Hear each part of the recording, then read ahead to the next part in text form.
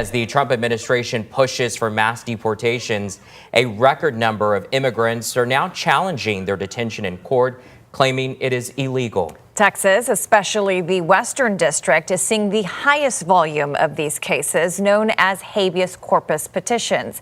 KENS 5 reporter Megan Reyna looks into what's driving the spike and how it's straining an overloaded immigration system. It was a case that captivated the country. Very alarmed and very angry. And put a family detention center in Dilley, southwest of San Antonio, in the spotlight. 5-year-old Liam Ramos and his father spent about 2 weeks here after ICE agents picked them up in Minnesota.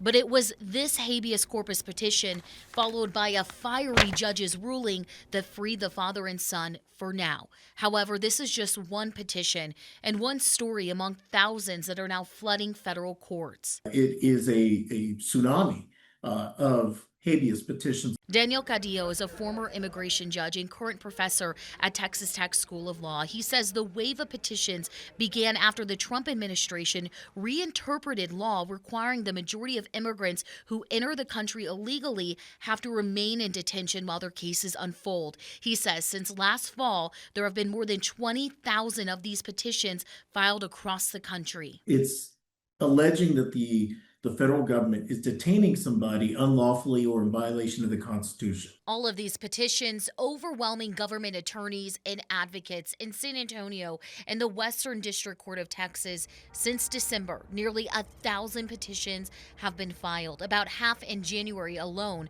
Compare that to a year ago, there was only one petition filed in that same time frame. Nationwide, Cadillo says 300 judges have ruled against the Trump administration, with 14 in favor. But earlier this month, the Trump administration secured a victory. Just recently, the Fifth Circuit sided with the administration and with those denials that have occurred. And they found and it comes down to statutory interpretation. Secretary of Homeland Security Kristi Noem responding to the ruling on X, writing, quote, "For months, activist judges have ordered the release of alien after alien based on the false claim that DHS was breaking the law," end quote.